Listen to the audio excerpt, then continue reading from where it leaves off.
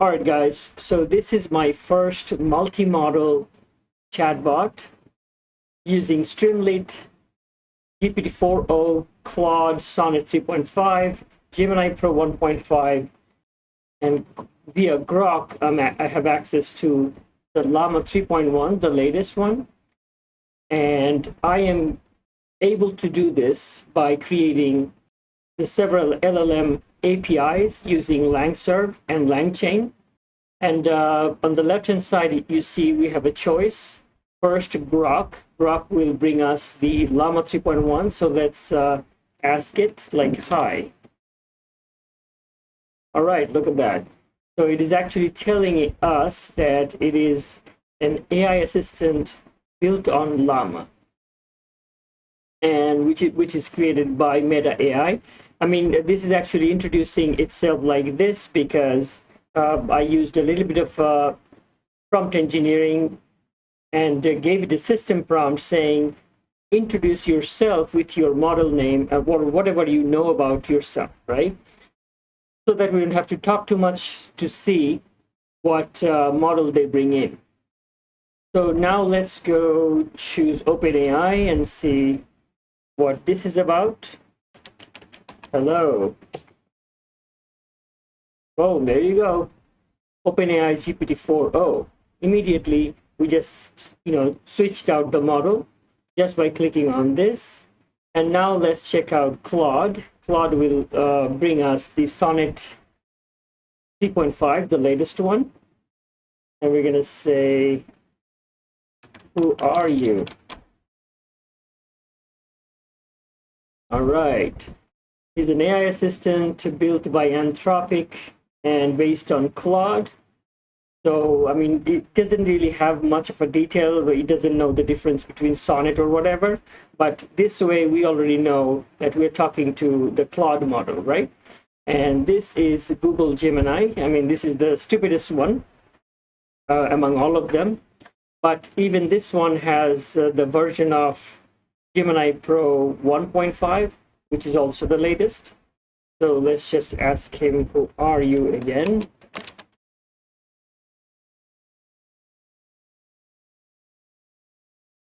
All right, so it is saying Google designed it with a Lambda model, but it probably doesn't know about Gemini. So let me just help him a little bit. Hey, I thought Google calls you Gemini.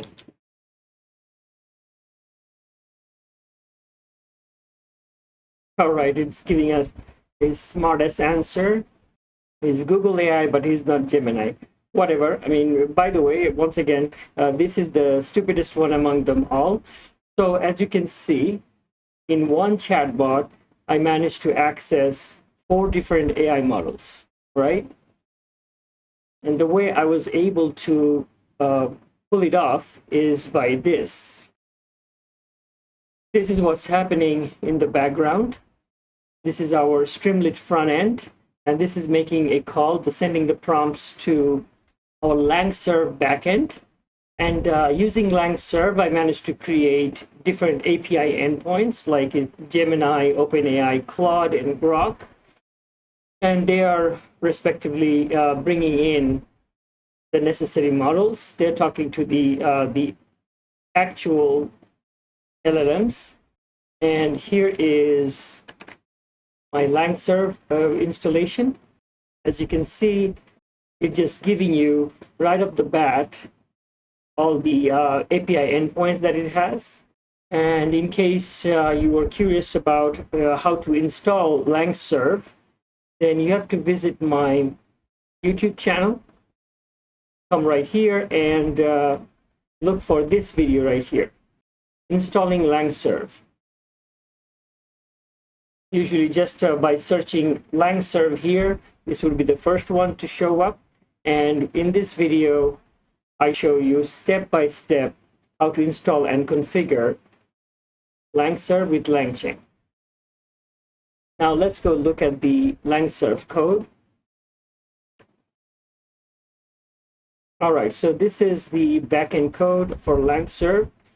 And first of all, I should start with here, the pyproject.toml file. Here's all the dependencies that I added using Poetry. And these are all the models from Langchain. And then we should look at this .env example. And that's what my .env file actually has. All these OpenAI API key, the Anthropic, Google, and Grok. And then I added this, because my project is now connected to LangSmith for tracing and debugging. And here's the main file, server.py. Let's look at it closely. Here's my list of libraries that I'm pulling in. And then I'm declaring an object with FastAPI because LangServe is dependent on FastAPI. And this is where I'm actually loading up the environment variables. Just by enabling these few lines, I will connect my project to LangSmith for tracing and debugging. Currently, I have them disabled because for this video, it's not necessary. Also, I have another video where I actually show how I set up all that. So please go visit that one if you're curious about it. And these are all the API keys that I just showed in my .env file that I'm loading here. And this is the block for cores. Basically, it's inter-website access because, since I am running my server locally, when I'm making the calls to this backend via client or from browser, that's when the browser will stop me because of the cores issues. So this is what I'm taking care of here so that I can actually make the calls to my local backend locally. And this part is the initial route. I mean, right after installation, this is the first one I use to test everything out.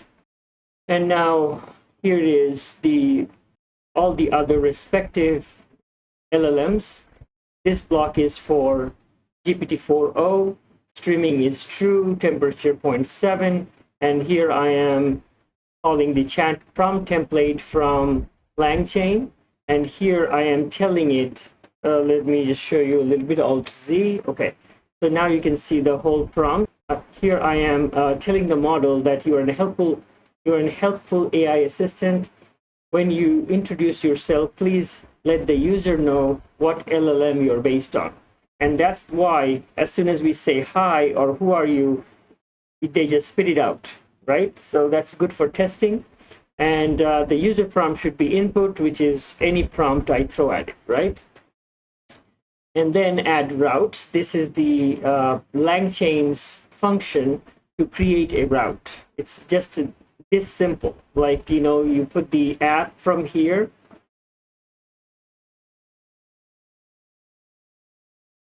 this guy, and then the prompt right here, the path. This is what creates the OpenAI API key. API path, like this one. Whatever I say there, it's going to create that API route. Playground type. Playground is something that is used to test this API. Just if you visit my other video, I describe it in detail. That's the playground for testing as soon as you install LangServe. And then enable feedback endpoint true and tracing enabled. This is what helps me talk to LangSmith for tracing and debugging. And the rest are pretty much exactly the same. This is the endpoint for Anthropic. And this is the prompt, exact same prompt that you saw before. And this is the add route block. Only difference is /Claude here. And here is the Gemini route. I'm bringing in Gemini 1.5 Pro, API key, etc., the prompt, and add route, exactly the same, except /Gemini, the new API route. And last but not least, This is the chat Grok brought in from Langchain. And here I am calling the Llama 3.1 7dB versatile. This is the latest one by Meta or Facebook. So so far this is the latest, and this is the same chat prompt. And here I'm adding the route again. Only difference is /grok for the Grok route, and this is the very end. This is where I'm importing Unicorn and running the Fast API server at port 8000. That being said, now let's go check out the Streamlit front end. All right, so this is the Streamlit front end. The necessary imports are right here, and this is where I am actually declaring some variables which are targeting to my LangServe backend. And there are two types of backends, main two types of backend URL or endpoint offered by LangServe. One would be /stream, and the other one would be /invoke. /invoke is basically, it will give you the result at a time once it is finished. But if you do a /stream, this is going to stream the results to you, and thus we get to show the streaming output at the front end. LangServe does the job for you. So basically, it's all the backend endpoints that you just saw. Just all we're adding to it is just /stream to it. As you can see here, the /chat /grok /OpenAI /Gemini, and by default, for testing, it comes with the playground. But to connect to them, to connect to the LangServe API, we just have to add stream or invoke to it. All right, so now here is the sidebar, and this is where I have the radio button choices, the Grok, OpenAI, Claude, or Gemini. And index set to 0, which is Grok will be chosen by default. And this is where I'm actually telling them which API URL to choose depending on this choice. And here I am declaring the session variable. And this is the main function that is handling our chat response and prompt and display using HTTPX client, and making a post request to the API URL and sending our input as user input. And as I get the response, I'm handling the chunks right here so that I can produce a streaming response. Here I'm handling the errors, and this is the Streamlit UI UX. This is the top title that you saw, the subheader, the messages like a user message and the AI message with icons and such. And that's about it. With that, I conclude this video. Thanks for watching.